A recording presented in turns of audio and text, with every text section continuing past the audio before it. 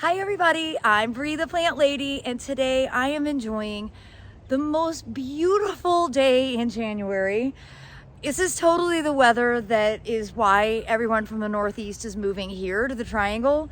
Of course, it's snowing in other parts of the country, and here we're enjoying sunny weather. It's mild. We had an inch of rain yesterday. We have another big rain system coming in day after tomorrow. And that is why I really want to take advantage of this gorgeous weather and once and for all get this bed cleaned up, weeded, and then overseeded with poppies. So let me show you exactly what I'm working with here and explain my process. Well, you can see there's still remnants of summer. Look, I've still have okra that needs to come out. But you see, it's not as easy as just ripping it out of the ground because I don't want to disturb all of the self-sown good stuff that's growing here. So I'm actually going to come through with pruners and cut these stalks off. I also have sorghum to cut back. I've got this papyrus to cut down. I've got some hydrangeas to plant in the ground. And then I'll be ready for weeding, and I'm going to do an in-depth tutorial on good and bad seedling identification. So stay tuned to watch my progress.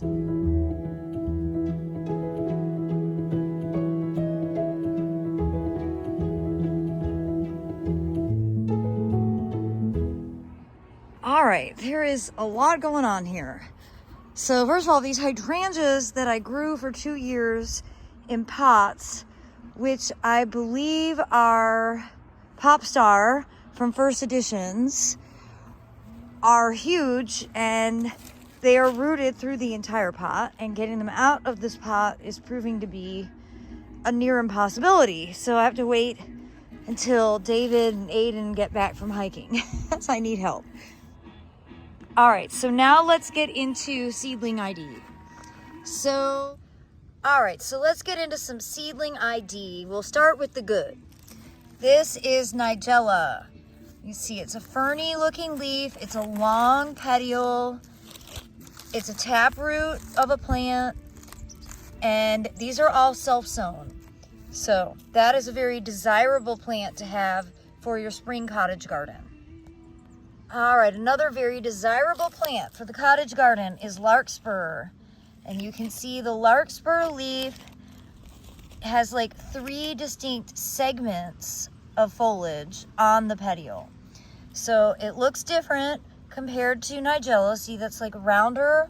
The nigella is more elongated. And of course the Larkspur are predominantly dark purples, but they come in a lot of different colors. And it's just an absolute must for the cottage garden. Another must-have for cottage gardening are bachelor buttons or centuria. And again, you can really see these, I guess people might think these are a weed if you don't know what you're looking for. They're silvery, kind of have a pubescence on their foliage. You can see they kind of have the leaf shape of arugula. They kind of grow as a rosette, and then they elongate as it gets warmer. And of course, bachelor buttons are often blue, but like everything here in my garden, they're open pollinated. So they're white and pink and purple and maroon. And it's a wonderful addition. And really one plant will have like 1,000 flowers. So it's a really, really important plant for spring cottage gardening. All right, now the queen of cottage gardening are the breadseed poppies. And you know, this is a very soft green. You can see it's like really frilly foliage. You know, obviously we've just had rain. It holds on to the raindrops really nicely. And this is really like what everybody wants. And you can see I've got some good poppy coverage here. Remember, all of this is self-sown. The rest of the bed doesn't have very many poppies in it, and that's a big motivation for getting this cleaned up, and that's what I'm going to be sowing. All right, now let's talk about the bad, because there's a lot of bad in here. So Velcro weed, and I conveniently got this out really well. So you see it's a long taproot, and it grows as a ground cover. You see really small leaves, and then in the spring it blooms, and it'll bloom soon. In fact, it looks like there's flowers actually starting right here by my fingertips. So it's really important to get this out before it seeds. It also gets caught in a cat's fur and causes them to get dreadlocks, which are difficult to cut out. Mammals are the primary way that this moves around in your garden. So remove it while it's vegetative, and you can see it's everywhere. And you really just want to focus on finding the middle so that you can get the entire root system out, because if you don't get the entire root, it'll grow back. And I'm giving you this advice from experience, okay? So if you don't get the whole root, you're going to be doing it again. That's why doing it on the day after a heavy rain is a really good idea. All right, without even having to move, I want to show you another really bad plant. This is a native geranium, Geranium carolinianum. Another one that establishes a taproot. Has this widespread foliage with pink petioles, and it seeds ferociously. It's not ornamental at all, not at all something that you want to have in your landscape. All right, mixed in with all this good stuff, specifically Larkspur and nigella, we've got Lamium. And I'm putting the proper names of these in text so that you know that it's accurate. But there you have it. Big root system, kind of a bear to pull out. Certainly takes up a lot of space. It's only going to get bigger. It's going to set billions of seeds if you don't get it taken care of now. You know, it's amazing how much space, by pulling that one plant out, how much open space that's made. And that's exactly what I'm looking for getting the poppies sown. So you can see again, here is some Lamium. All right, now another sneaky problem plant that kind of embeds itself in with everything, and it's really hard to see where it's coming from so that you can get the full root, is of course chickweed. And I think I was successful. Yes, see that fibrous root system, and again, ground cover habit, and it just intermingles amongst all of the other good stuff. And boy, oh boy, is it a capable seeder. And if you leave it, you'll have twice as much, and then it's exponential. So that's why I really want to get rid of it while you can. Here's another great example.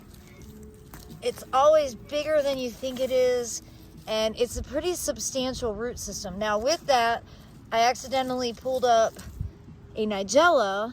You can see why the nigellas can't be transplanted, because they are really only a taproot. I have plenty of nigella in here. It's inevitable I'm going to pull some good with the bad. The important thing is that I'm getting rid of the chickweed. You see, here's more. I mean, really, I have my work cut out for me getting this bed managed, but it's precisely what today is all about. All right, that's primarily what's growing in here. If I find any other strange oddity weeds, I'll let you know. But right now, I'm gonna put it on time lapse, and I'm gonna get down and dirty, getting this bed weeded once and for all.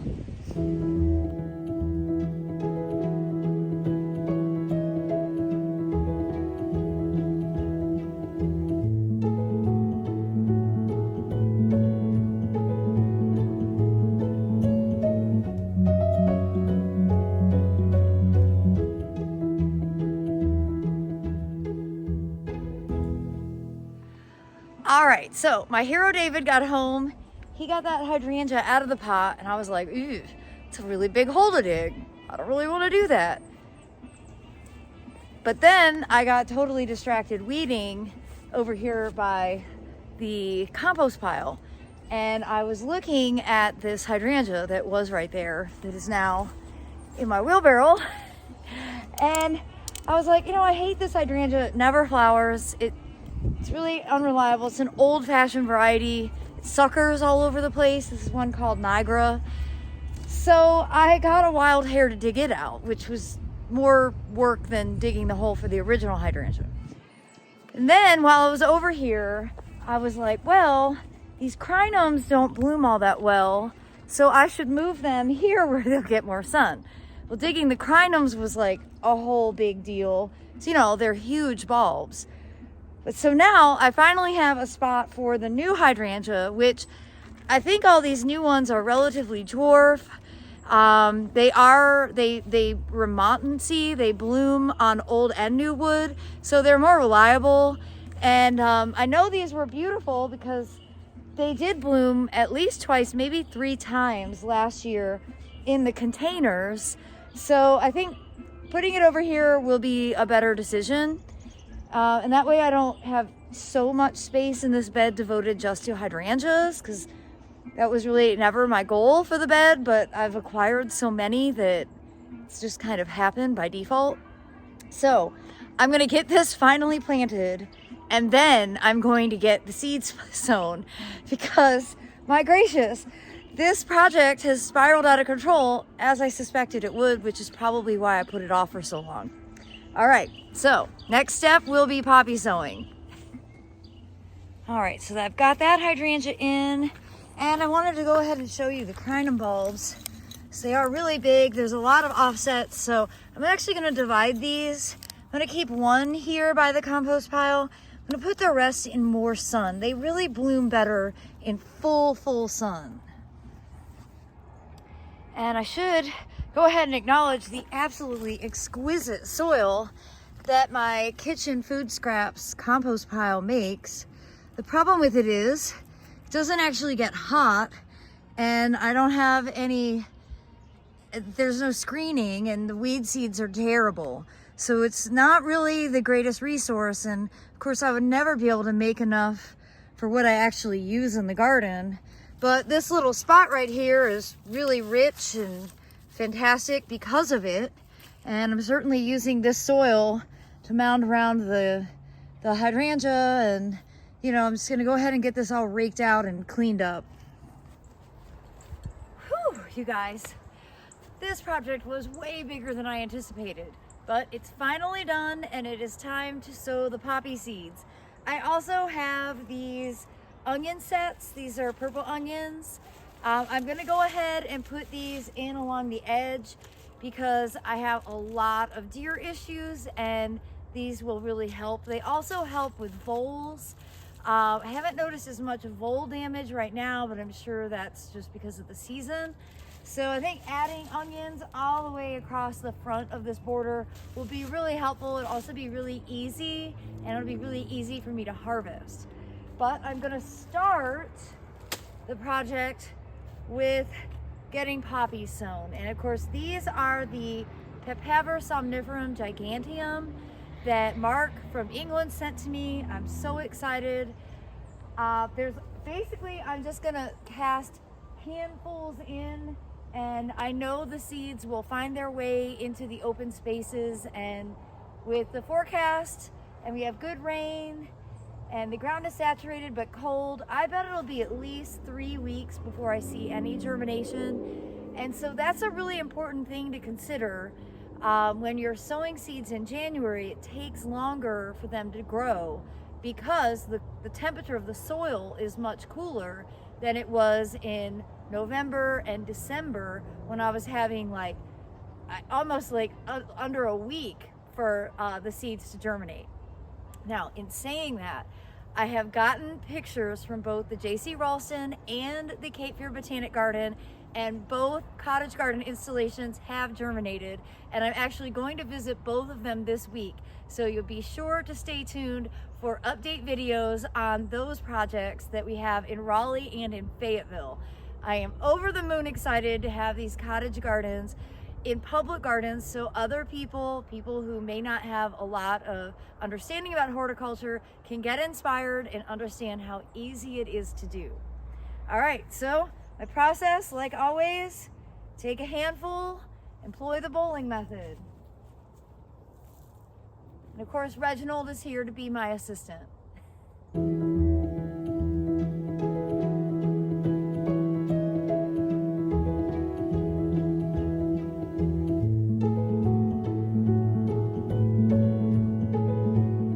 Well, and as you can see, all I'm doing is digging a really small trench. The ground is super saturated. And I am just putting these onion bulbs in about 1 inch apart. And then when I get them all in, I'll just come back through and cover them up with some soil, and they will start growing basically immediately. Well, everybody, just in time for sunset, and the temperatures are dropping fast, I can count this project complete. I have a feeling I'll probably have to do some weeding again in maybe 6 weeks, but I got a great start. And the overseeding of poppies is going to ensure that this bed looks amazing for the spring open garden, which is set for Saturday, May 11th from noon to 4 p.m. It's a free, rain or shine, no registration event. I do hope you'll mark your calendars and plan to attend. Well, everybody, I look forward to sharing updates right here from my central North Carolina garden. Thanks so much for watching, and happy planting.